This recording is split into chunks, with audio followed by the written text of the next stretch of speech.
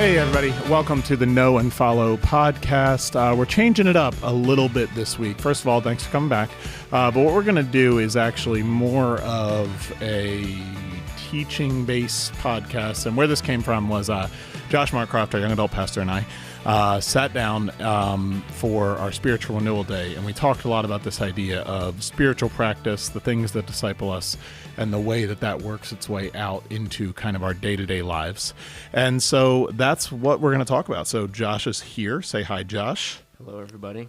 Yeah, and thanks for swinging on through. But we have kind of, if you are watching the video, we have notes, and we're just going to kind of work our way through them.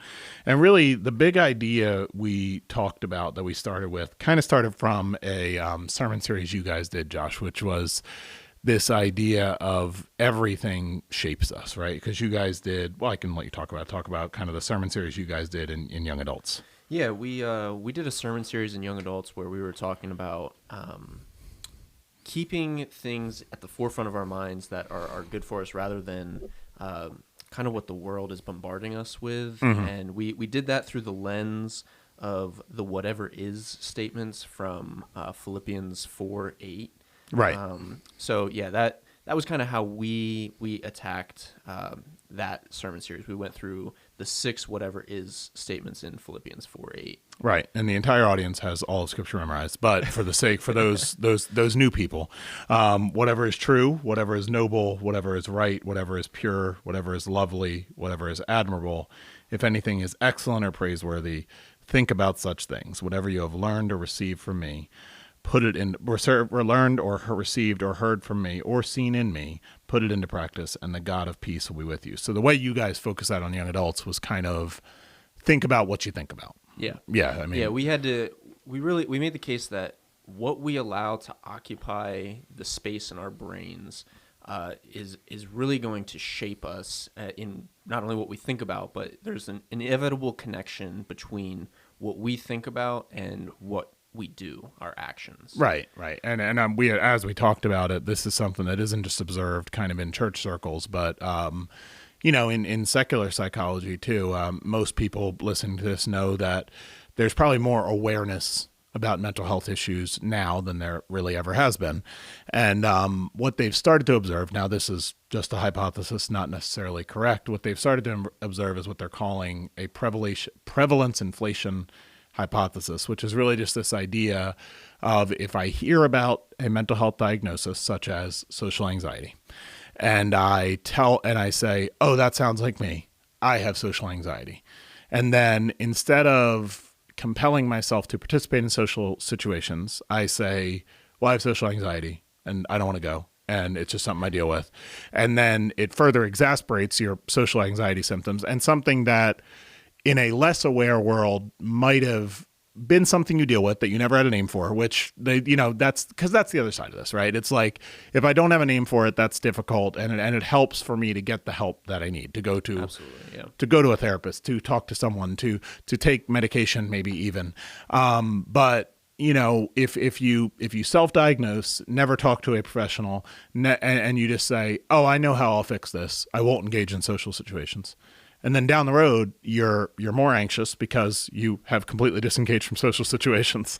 And so it's kind of this self-fulfilling prophecy, right? Yeah, that is what it becomes. Yeah. So you're saying you guys talked in young adults about kind of this idea of what you think about becomes what you put into practice. And this is something that is observed in secular psychology. And there was another thing you had talked about actually on the day, another name for something that you had talked about. Oh, yeah. I saw the prevalence inflation hypothesis as kind of like the cousin of the family in the Bader-Meinhof phenomenon. So what's that?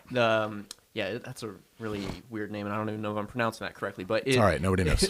It's the idea that once you see something once, you can't help but see it everywhere. Oh, wow, yeah. So, like, there was one year around Christmas time where somebody mentioned to me, man, have you seen that people are putting reindeer antlers on their cars? And I was like, no, I haven't seen that. Nobody would do that. Like, nobody in the history of the world would do that because that's so strange. And then the very next day, I saw reindeer antlers on a car. And from that point forward, for the rest of Christmas season, I couldn't help but see cars with reindeer antlers everywhere I went. Right. And I think that's an interesting kind of segue into our next point, because the truth is what we are thinking about becomes what we see, becomes how we act, becomes what we do. And the scripture is telling us, put this into practice, keep doing it, keep going, keep acting.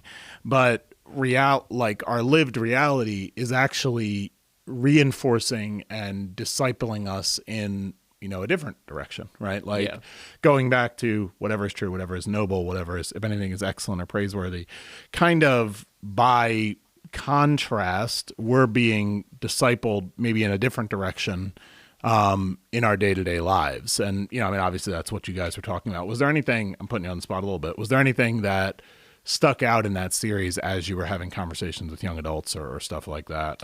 Or just maybe as you thought about it, Yeah, I think it's kind of what you were hinting at there, but at the end of Philippians 4:9, there's this instruction from Paul. He says, put it into practice, and that comes after thinking about these things. And the nature of that statement is, if we're allowed to nerd out a little bit here, is that in the Greek, it's second plural present active, which doesn't mean a ton to anybody. But what it does mean for us is that statement, put into practice, is an ongoing action. It's not something it's not a one-off that we get to do once and it's like, okay, I'm good.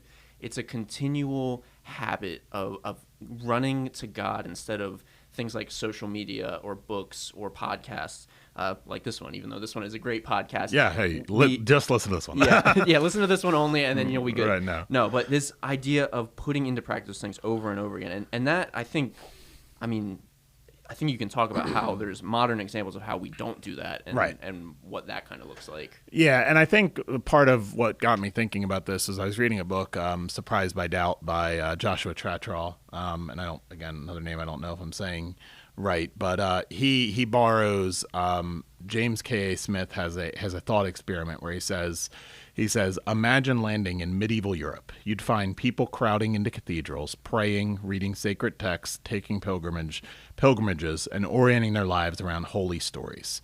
Now imagine landing in modern-day America. You'd still find cathedrals, only now they're shopping malls, concert venues, and stadiums. People process through aisles, not past stained glass, but past mannequins modeling the good life. They sing modern hymns that promise love, success, and fulfillment. They gather in front of glowing screens to be captivated by secular liturgies, rituals that form their hopes, desires, and imaginations. And so really what he's getting at, and I think what we're getting at, is we're kind of always being formed. Yeah. And I think it's interesting, as I talk to people about this, I'm always shocked by how much people don't realize how that's true kind of in their digital lives. So like there's some terms you can tell people about, like the way that social media kind of started, right, was when social media started is kind of debatable, right? But like it's if you go back to kind of early social networking, it was this idea of you connect with your friends and things you wanted to follow online, and that formed your interest graph or your social graph, right? Like for those of you who are old enough to have MySpace, you would start a MySpace account, you had one friend, it was Tom, and then you would add other friends, and then you would see their posts, you would see their interactions, you would go to their pages. But it was really built around this idea of that I build my social network, right? And then what comes along about 1920, or really, I guess Facebook would be the first one to do it, but even when Facebook did it, there was still largely a social graph algorithm. But it was this idea of a timeline or a feed, and really where this kind of reaches maturity is around 2020 with TikTok. And what that is it's an algorithm instead of, so early social media, and you can call me out if I'm explaining this well.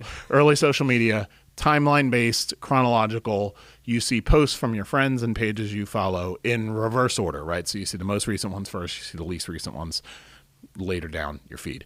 Now we have moved, and really TikTok did it, and then everybody else followed suit. We've moved to what's called a discovery algorithm. Some of you guys, you've used social media and you're saying, why don't I see stuff that my friends post anymore? Why don't I see stuff that I sign up for anymore? Why am I seeing a post from old houses aficionados or something, and like what's happening there? And what's happening is that the algorithm of a social network looks at your actions and says, okay, on this post they clicked into the comments and they read the comments. On this post they shared it with a friend. On this post they shared it with their they shared it with somebody in Messenger, or on this post they commented. On this post they liked, and they basically take all of your actions and then they serve you content that they believe you are most likely to interact with. Now, you heard me kind of give this part of the talk before, so you know kind of where I'm going with this. You'll notice that I didn't say stuff that you like, right? Right. Yeah. It's stuff that you interact with, right? So if you're clicking into comments to say, oh, I can't believe so-and-so posted that. Well, I wonder what people wrote in the comments. I wonder if anybody was mean to them or something. And then you're scrolling through, what Facebook is doing or what Instagram is doing is they're going, oh, okay, this gets a reaction out of them. And it becomes the goal of a social network, and this is true across the board, is to get you to open the app as many times in a day as they can. So that's why if you have notifications turned on for Facebook, you don't get the full notification in the notification. They could give you the full text of the notification, but they give you someone liked your comment, and you go, oh, what? And then you open it, and then they can show you ads, right? And Google in a recent lawsuit revealed that they intentionally made search results worse so that people would search more times in order to see more ads. And so when we talk about forces that are discipling us and the way that plays out on social media, you are being made largely angry because that's the most likely emotion to get a reaction out of you. But you are being intentionally made angry, outraged, happy, jubilant, right? Like they are just trying to make you react. And these companies and these algorithms are not concerned for your mental or emotional well-being. They just want you to react. Yeah. And so when we talk about that, these things we're being formed over and over again. Our hearts are being discipled. The question isn't really, are we practicing liturgy? Our question is, what liturgy are we practicing? Yeah. And so, so that was kind of what hit me as we talked about that. And, when I don't know, I guess it's like, I'm kind of steeped in the concept of, social media and those things. Like, I guess it's, you're a little bit younger than me, right? Like, so you've grown up kind of always social media being in your life. Like, have you experienced kind of a difference in your online experience in the time you've been using the internet? Yeah, it's funny. I'm the young adult pastor, and like I try to avoid social media as much as possible, and that wasn't like a conscious thing that I did, but like I never really got into like Instagram or Snapchat. Oh, you like never have? Yeah. Oh, interesting. But I have seen, especially, and this is gonna make me sound older than I am, but like when I engage on Facebook, they really do. They capitalize on our willingness to engage with like the negative emotions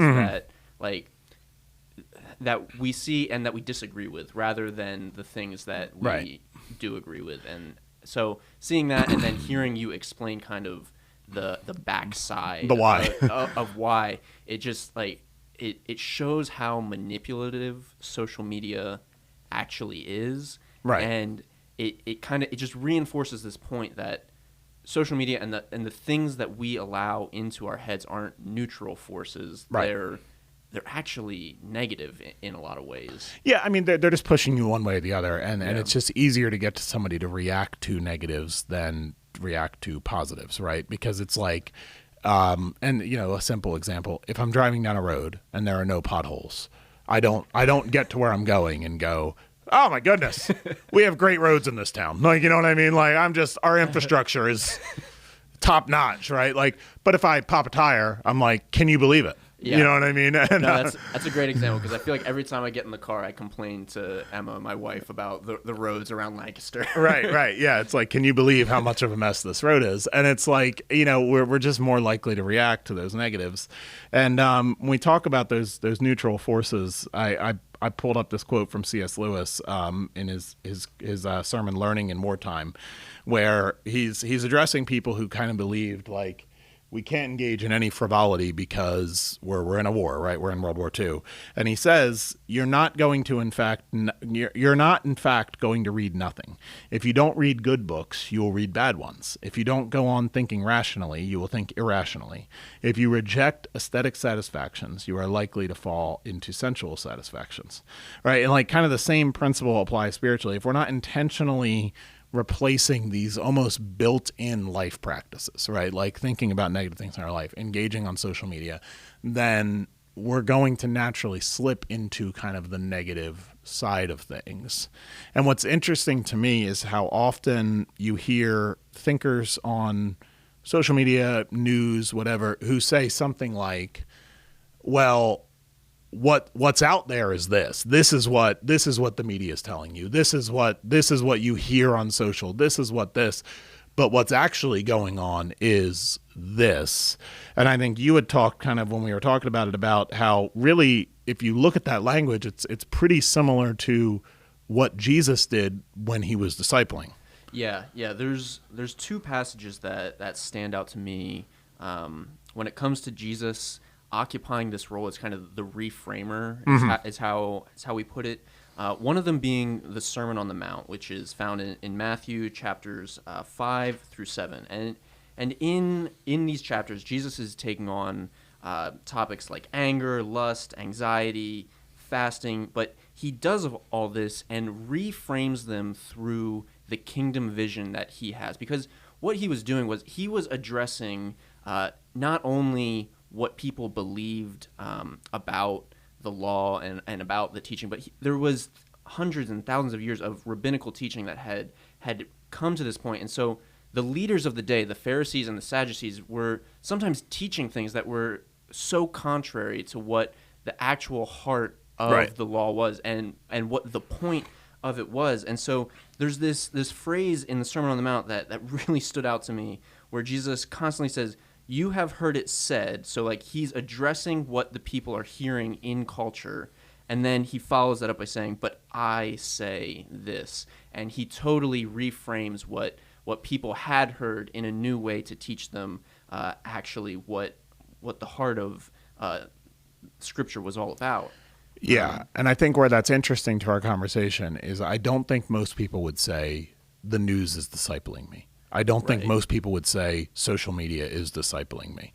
I don't think most people would say, I don't know. I don't think most people would say a book is discipling me, right? But when we look at how Jesus discipled, he talked to his disciples and he said, you've heard it said, but I'm telling you. Like, I'm going to tell you how the world actually works. Now, when it comes from a trustworthy source, we ought to listen, but when we look at the sources we kind of naturally get this information from, it's a slow burn, right? Because it's like, well, nobody listens to one podcast or listens to one piece of music or watches 1 half hour of news and gets like totally into an entire belief system. It happens kind of piece by piece by piece by piece. Yeah. And I think so. I think kind of our goal in talking about it isn't just to say like, yeah, this is going on, good luck out there, but really to say how can we replace or be intentional, or how can we put kind of good practices in? So we talked about this idea of abiding, right? John 15:4, abide in me and I in you, as the branch cannot bear fruit by itself unless it abides in the vine, neither can you unless you abide in me. And you had some thoughts on kind of the importance of diving into that stuff. Yeah, and like as we think about this idea of abiding, Jesus didn't just give his disciples ideas about life; he gave them ways of life. That's good. So it's not this passive thing; it's the habits that we continue to pattern ourselves by, and so sometimes the mindless patterns that we might fall into, or the mindless practices, look like doom scrolling or constant busyness, or this is one that I struggle with personally, the avoiding silence. I like to have so much going on that I can't hear myself think sometimes. Right, multitasking in some way. Yeah. I call it multitasking, and that usually doesn't get me anywhere. Right. But that's why I think Romans 12:2 is such an important verse, because it says, "Do not be conformed to this world, but be transformed by the renewal of your mind, that by testing you may discern what is the will of God, what is good, acceptable, and perfect." And so to kind of drive the point home about what we're talking about, we're being conformed by something, and we're either going to be conformed by the things of this world, or we're going to be conformed by the patterns that Jesus gave his disciples. And one of the quotes that I found really interesting in this was from a guy named Marshall McLuhan, who was a Canadian philosopher. And he had this quote that said, "We become what we behold. We shape our tools, and thereafter our tools shape us." And so, sometimes we give ourselves to things without realizing it, like social media, and then before we recognize what it's doing to us, it's already shaped us in ways that we can't really fully comprehend. Yeah, and I think we forget to slow down, right? Like I've had some moments in my life where I've realized that, man, I just feel sad. You know what I mean? And I kind of take a moment and I go, well, where did this come from? Because nothing in my life is making me sad, right? Things are as good as they were a couple weeks ago. And I realized I've been listening to mostly sad music, right? I've been reading mostly sad thing. You know what I mean? And I think when you enjoy art or if you enjoy, news, or if you enjoy, you could dive in, right? Because I think our intentions aren't negative. Our intentions aren't being bummed out about stuff. Our intention is a positive one. But we end up with a different result than we thought we would get. Yeah. And I think that's kind of what's interesting is we enter into practices and we do ourselves a service by intentionally entering into established spiritual practices that have been around for 2,000 plus years, as opposed to just drifting into a mindless practice. So when we talk about examples, what does it look like to mix in the good stuff? What are some good ingredients that we can mix in? Yeah, what are the things that we can replace, like you talked about earlier? And one of them, I think, is just reading the Psalms. Right. Because the Psalms are a model for our authentic interactions with God in all seasons of life. And it's the most quoted book in the Gospels, so we know it's important. But reading, praying, and singing the Psalms helps us engage in a way with God that connects us to Scripture immediately. And like I said, there's Psalms for all different seasons. Like Psalm 13 talks about honesty in suffering. Psalm 42 is naming the inner turmoil that you've got going on in your chest and in your head, and casting that to God. And then Psalm 103 is an example of worship that calls our soul to remember who God is and what He's done for us. So I think just reading the Psalms or praying the Psalms or even singing them if you've got a good voice, which I do not. So I also struggle with the non-rhyming scheme. Yeah, I feel if I'm not tough. going to learn Hebrew, and I'm not, I don't know if I'd be able to sing a psalm. But I do see kind of the value. And, what's good about that is I feel like the reason people don't do that is they tell themselves, well, I don't understand some part of it, so I shouldn't do it because, I don't get it, and I'm just doing it just to do it. But I think that phrase, I'm just doing it just to do it, I mean, yeah, it's intentional. Yeah, you're just doing it just to do it. We don't not do other good things, right? If I went up to somebody and said, hey, I'm going to try to walk 6,000 steps a day, they wouldn't be like, well, you got to make sure you really love it. And it would be like, well, no, you're doing something to be healthy, so you're doing it, right? Yeah. And we talk about health of the mind, sitting down and reading one of the Psalms, even if it's just just a practice, but even if it's just a practice, it's valuable long term, right? Because you're just mixing in the good thing in the midst of a lot of bad things. Yeah, and I think that kind of goes into the next habit that I think we can have is if we do these things when we don't feel like it, it'll carry us through those seasons to when we will eventually feel like it. And so another example that we have is to maybe buy a prayer book. There's a few like older examples, like the Book of Common Prayer. And actually, there's another one. There's another one. I think it's called Every Moment Holy. There it is. Yeah, that's it. Yeah, that's a more modern one. But and what's cool is there's several volumes of Every Moment Holy. Like there's yes, there's like workplace Every Moment Holy. There's like marriage, right? Like so, Yeah. and there are prayers for life situations. Yeah, and I think what's cool about those books is that their intentions are to help you just pray throughout your day, even when you wouldn't necessarily think to do it. And one of the things that I find especially helpful and cool about a book like the Book of Common Prayer, which is hundreds of years old, is that we talked about this idea of liturgy earlier, and sometimes we run away from that, but it connects us to the saints of the past. Who, Right. Like, we think of the big C church as just like the church around the world, but the cool thing about the Christian faith is that we are connected to people in the past, the saints that came before us, whose shoulders we stand on. Yeah, I mean, in I think the it's faith. Hebrews, since we're surrounded by such a great cloud of witnesses, right? Like, you know what I mean?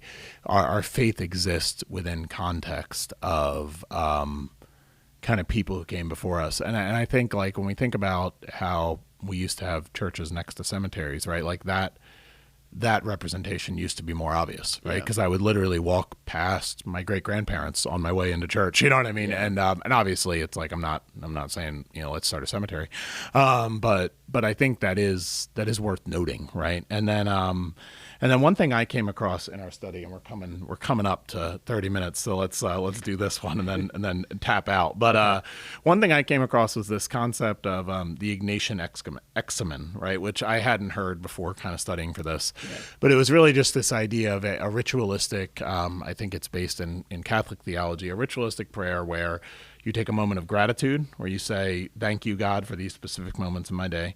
You ask the Holy Spirit to help you see clearly where God was at work and how you responded or didn't respond.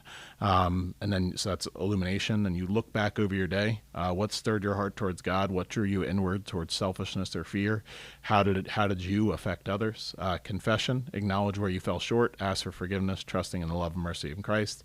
And renewal, look ahead to tomorrow, ask for grace, guidance, and a heart ready to walk in step with the Spirit.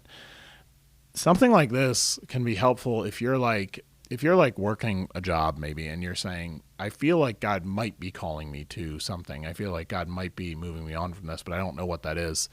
It can be so helpful to be like, what stirred my heart towards God today? Like, where did I feel like I was living within what God had designed me to do? Or if there's something you think you feel called to and you did it and you're like, why was I miserable while I did that? Yeah.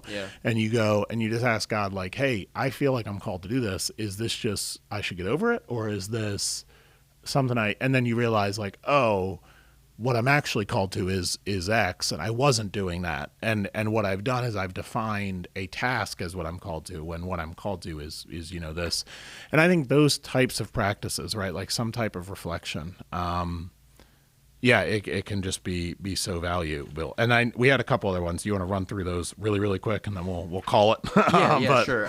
The other one that I had was engaging in communal worship. Yeah. Like that sounds so easy and simple, but actually just showing up on a Sunday morning or Saturday night, whenever the service that you go to is, and just engaging and being in the presence of other believers, just it does so much good for your soul, even when you don't feel like it. Right.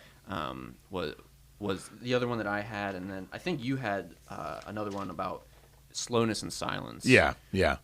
Just the idea of taking, like, intentionally, not producing, and when we talk about slowness and silence, I think there is sometimes as Christians we could slip into a worldview that talks about the value of people being in their production. And we don't mean to slip into it, but we say, like, well, oh, that person has a great quality of life. They're able to provide for themselves. They're able to whatever. They're able to this. They're able to that.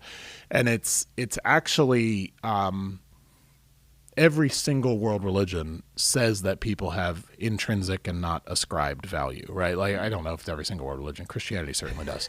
But like Christianity, one of its core teachings is that people have intrinsic and not ascribed value. It's not, people aren't valuable because of what they do. They're valuable because of what they are. They are a human being made in the image of God. And when we are slow and silent intentionally, it is a moment of saying, I am more than just a producer. I am not the sum total of my work product. I am loved because I am, right? Like, and so the practice of kind of slowness and silence is just saying, okay, I'm going to create space where I don't produce, and I'm not going to let myself see that as wasted time. I'm going to let myself see that as just time. And I think that has a ton of value.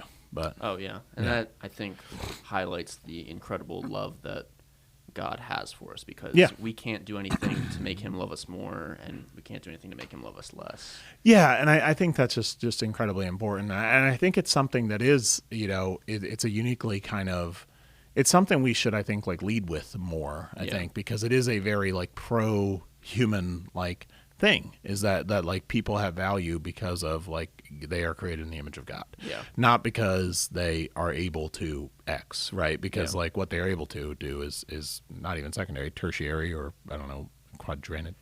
I don't know. But yeah, thanks for hopping on, Josh. I appreciate your time, and we'll see you around. Anything you want to talk about? Anything coming up with young adults, or just Tuesday nights? Or just Tuesday nights at 7. Okay, kind of what we got, and we got some events this summer. Like we're going to a Barnstormers game and going mini golfing. So what counts as a young adult? What counts as a young adult is technically we advertise 18 to 30, but as long as you're 18 years old, and you feel like a young adult, and you feel like a young adult in your soul, there we go. There's usually a place for you. There we go. All right, man. Thank you. Thanks for listening to this episode of the Know and Follow podcast. This podcast is a production of Grace Community Church of Willow Street, located at 212 Peach Bottom Road in Willow Street, Pennsylvania. If you're looking for a place to worship, we'd love to have you join us. Our services are Saturdays at 6 p.m., Sundays at 8, 9:15, and 11 a.m. This podcast is hosted, produced, and edited by Pastor Addison Roberts, the digital pastor of Grace Community Church. You can learn more about our church at gccws.net. Our theme music is Only the Brave Run Wild by Sounds Like Sander. If you enjoyed this episode, be sure to subscribe, leave a review, and share it with a friend. Thanks for listening, and we'll see you next time.